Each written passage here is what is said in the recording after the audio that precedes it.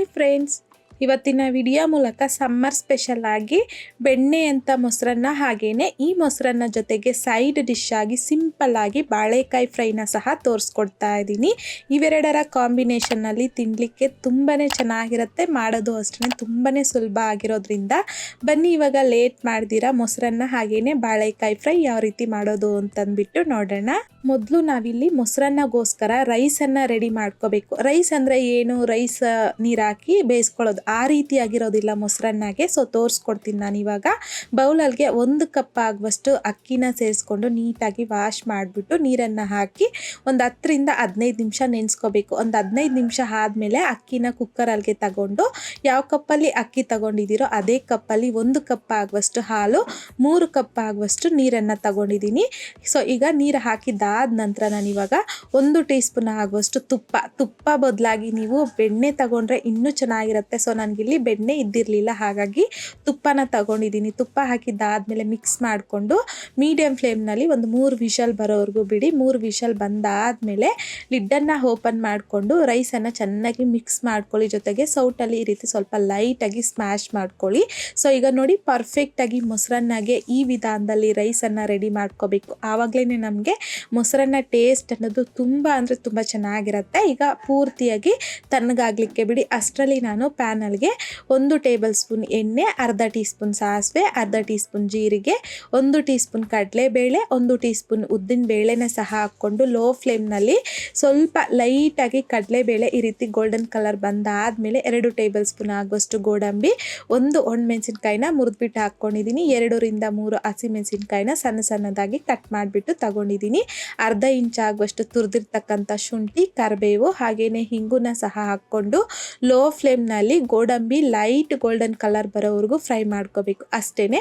So ಈಗ ಫ್ಲೇಮ್ನ of ಮಾಡ್ಕೊಂಬಿಡಿ, ಪೂರ್ತಿಯಾಗಿ ತಣ್ಣಗಾಗಲಿಕ್ಕೆ ಬಿಡಬೇಕು ಒಗ್ಗರಣೆನ. ರೈಸ್ ರೆಡಿ ಮಾಡಿ ಇಟ್ಕೊಂಡಿದ್ರಲ್ವ, ಈ ರೈಸು ತಣ್ಣಗಾಗಿದ್ದಾದ ನಂತರ ಯಾವ ಕಪ್ಪಲ್ಲಿ ರೈಸ್ ತಗೊಂಡಿದ್ದೀನೋ ಅದೇ ಕಪ್ಪಲ್ಲಿ 3 ಕಪ್ ಆಗುವಷ್ಟು ಮೊಸರು ಹಾಕ್ಕೊತಾ ಇದ್ದೀನಿ. ಹಾಗೆಯೇ 1 ಈರುಳ್ಳಿನ ಈ ರೀತಿ ಸಣ್ಣದಾಗಿ ಕಟ್ ಮಾಡಿಕೊಂಡು ಸ್ಮ್ಯಾಶ್ ಮಾಡಿ ಹಾಕ್ಕೊತಾ ಇದ್ದೀನಿ. 2ರಿಂದ 3 ಟೇಬಲ್ ಸ್ಪೂನ್ ಆಗುವಷ್ಟು ಗ್ರೇಟ್ ಮಾಡ್ಕೊಂಡಿರ್ತಕ್ಕಂಥ ಕ್ಯಾರೆಟ್, 1 ಟೇಬಲ್ ಸ್ಪೂನ್ ಆಗುವಷ್ಟು ಸಣ್ಣದಾಗಿ ಕಟ್ ಮಾಡ್ಕೊಂಡಿರ್ತಕ್ಕಂಥ ಕೊತ್ತಂಬರಿ, ಹಾಗೆಯೇ 2ರಿಂದ 3 ಟೇಬಲ್ ಸ್ಪೂನ್ ಆಗುವಷ್ಟು ದಾಳಿಂಬೆ ಬೀಜ, ಜೊತೆಗೆ ರುಚಿಗೆ ತಕ್ಕಷ್ಟು ಸಾಲ್ಟ್, ಹಾಗೆಯೇ ಒಗ್ಗರಣೆ ರೆಡಿ ಮಾಡಿ ಇಟ್ಕೊಂಡಿದ್ರಲ್ವ ಅದು, ಹಾಗೆಯೇ 1 ಟೀ ಸ್ಪೂನ್ ಆಗುವಷ್ಟು ತುಪ್ಪ ಹಾಕ್ಕೊತಾ ಇದ್ದೀನಿ.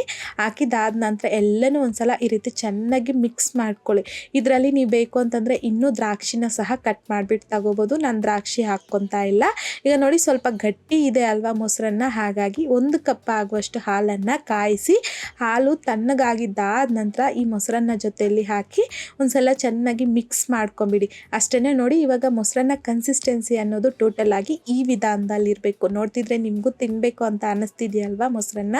ಸೊ ಈ ರೀತಿಯಾಗಿ ಮಾಡ್ಕೋಬೇಕು ಮೊಸರನ್ನ, ಆವಾಗಲೇ ನಮಗೆ ಟೇಸ್ಟ್ ತುಂಬ ಚೆನ್ನಾಗಿರುತ್ತೆ. ಖಂಡಿತ ಟ್ರೈ ಮಾಡಿ ನೋಡಿ. ಮೊಸರನ್ನ ರೆಡಿ ಮಾಡ್ಕೊಂಡಿದ್ದಾದ ನಂತರ ಇವಾಗ ಈ ರೀತಿ ಬಾಳೆಕಾಯಿ ಫ್ರೈನ ರೆಡಿ ಮಾಡ್ಕೊಳ್ಳೋಣ ಸಿಂಪಲ್ ಆಗಿ. ಹಾಗಾಗಿ ಆಲ್ರೆಡಿ ನಾನಿಲ್ಲಿ 2 ಬಾಳೆಕಾಯಿನ ಕಟ್ ಮಾಡ್ಕೊಂಡಿದ್ದೀನಿ. ಮೇಲ್ಗಡೆ ಸಿಪ್ಪೆ ತಗೊಂಡು ಈ ರೀತಿ ನೋಡಿ ಉದ್ದುದ್ದಾಗಿ ಮೀಡಿಯಮ್ ಥಿಕ್ನೆಸ್ಸಲ್ಲಿ ಕಟ್ ಮಾಡ್ಕೊಂಡು ತಗೊಂಡಿದ್ದೀನಿ. ಉಪ್ಪು ನೀರಲ್ಲಿಗೆ ಹಾಕಿಟ್ಕೊಂಡಿದ್ದೀನಿ, ಕಪ್ಪಾಗೋದಿಲ್ಲ ಬಾಳೆಕಾಯಿ. ಹಾಗಾಗಿ ಪಕ್ಕಕ್ಕಿಟ್ಕೊಂಡು ಪ್ಲೇಟಲ್ಲಿಗೆ 2 ಟೀ ಸ್ಪೂನ್ ಆಗುವಷ್ಟು ಚಿಲ್ಲಿ ಪೌಡರ್, 1 ಟೀ ಸ್ಪೂನ್ ಧನಿಯಾ ಪೌಡರ್, ಅರ್ಧ ಟೀ ಸ್ಪೂನ್ ಪೆಪ್ಪರ್ ಪೌಡರ್, ಅರ್ಧ ಟೀ ಸ್ಪೂನ್ ಗರಂ ಮಸಾಲ, ಅರ್ಧ ಟೀ ಸ್ಪೂನ್ ಜೀರಿಗೆ ಪೌಡರ್, ಅರ್ಧ ಟೀ ಸ್ಪೂನ್ ಆಗುವಷ್ಟು ಅರಿಶಿನ, 1 ಟೀ ಸ್ಪೂನ್ ಆಗುವಷ್ಟು ಸಾಲ್ಟನ್ನು ಹಾಕ್ಕೊಂಡು ಈ ಮಸಾಲೆ ಇಂಗ್ರೀಡಿಯೆಂಟ್ಸ್ನ ಚೆನ್ನಾಗಿ ಮಿಕ್ಸ್ ಮಾಡ್ಕೋಬೇಕು ಅಷ್ಟೇ. ಇಷ್ಟೇ ಮಸಾಲೆ ಸಿಂಪಲ್ ಆಗಿ ನಾವು ರೆಡಿ ಮಾಡ್ಕೋಬೋದು ಬಾಳೆಕಾಯಿ ಫ್ರೈನ. ಈಗ ಕಟ್ ಮಾಡಿ ಇಟ್ಕೊಂಡಿದ್ರಲ್ವ ಬಾಳೆಕಾಯಿನ ನೀವು ಉಪ್ಪು ನೀರಲ್ಲಿ ಸೇರಿಸಿಟ್ಕೊಂಡಿದ್ರಲ್ವ, ಅದನ್ನು ಈ ರೀತಿ ತಗೊಂಡು ಈ ಮಸಾಲೆ ಜೊತೆಗೆ ಡಿಪ್ ಮಾಡ್ಕೋಬೇಕು. ಎಷ್ಟು ಬಾಳೆಕಾಯಿ ಪೀಸಸ್ ತಗೊಂಡಿದ್ದೀರೋ ಅಷ್ಟಕ್ಕೂ ಸಹ ಈ ಮಸಾಲೆನ ಡಿಪ್ ಮಾಡಿಕೊಂಡು ಈ ವಿಧಾನದಲ್ಲಿ ಕೈಯಲ್ಲಿ ನೀಟಾಗಿ ಈ ಪೀಸಸ್ಗೆ ಮಸಾಲೆನ ರಬ್ ಮಾಡಿಕೊಂಡು ಬೇಕು ಅಂತಂದರೆ ನಿಮಗೆ ಟೈಮ್ ಇದ್ದರೆ ಒಂದು 10 ನಿಮಿಷ ಹಾಗೆ ಬಿಟ್ಟು ಫ್ರೈ ಮಾಡ್ಕೊಳ್ಳಿ. ಈಗ ಪ್ಯಾನಲ್ಗೆ 3 ಟೇಬಲ್ ಸ್ಪೂನ್ ಆಗುವಷ್ಟು ಎಣ್ಣೆ ಸ್ವಲ್ಪ ಬಿಸಿ ಆಗಿದ್ದಾದ ನಂತರ ನಾವು ಮಸಾಲೆ ರಬ್ ಮಾಡಿ ಇಟ್ಕೊಂಡಿದ್ರಲ್ವ ಬಾಳೆಕಾಯಿ, ಇದನ್ನು ಈ ರೀತಿ ಎಣ್ಣೆಗೆ ಎಷ್ಟು ಹಿಡಿಯುತ್ತೋ ಅಷ್ಟು ತಗೊಂಡಿದ್ದೀನಿ. ಈಗ ಮೀಡಿಯಮ್ ಫ್ಲೇಮ್ನಲ್ಲಿ 2 ಕಡೆನೂ ಚೆನ್ನಾಗಿ ಫ್ರೈ ಮಾಡ್ಕೋಬೇಕು. ನೋಡಿ ಒಂದು ಕಡೆ ಈ ರೀತಿ ಫ್ರೈ ಆಗಿದ್ದಾದ ನಂತರ ಮತ್ತೊಂದು ಕಡೆ ಈ ರೀತಿ ಟರ್ನ್ ಮಾಡಿಕೊಂಡು ಮೀಡಿಯಮ್ ಫ್ಲೇಮ್ನಲ್ಲಿ ಕ್ರಿಸ್ಪಿ ಆಗೋವರೆಗೂ 2 ಕಡೆನೂ ಚೆನ್ನಾಗಿ ಫ್ರೈ ಮಾಡ್ಕೊಂಡು ತಗೊಳ್ಳೋದು ಅಷ್ಟೇ. ಈಗ 2 ಕಡೆನೂ ಫ್ರೈ ಆಗಿದೆ ನೋಡಿ. ಈ ರೀತಿ ಮೊಸರನ್ನ ಜೊತೆಗಂತಾನೆ ಇಲ್ಲ, ಈ ಬಾಳೆಕಾಯಿ ಫ್ರೈ ನಿಮ್ಗೆ ಬೇಕು ಅಂತಂದರೆ ಮಧ್ಯಾಹ್ನ ಏನಕ್ಕಾದರೂ ರೈಸು ಇಲ್ಲಾಂತಂದರೆ ಬೇಳೆ ಸಾರು ಮಾಡ್ಕೊಂಡಾಗ ಈ ರೀತಿ ಬಾಳೆಕಾಯಿ ಫ್ರೈನ ಸಹ ಮಾಡ್ಕೋಬೋದು. ತುಂಬಾ ಚೆನ್ನಾಗಿರುತ್ತೆ ಸಿಂಪಲ್ಲಾಗಿ.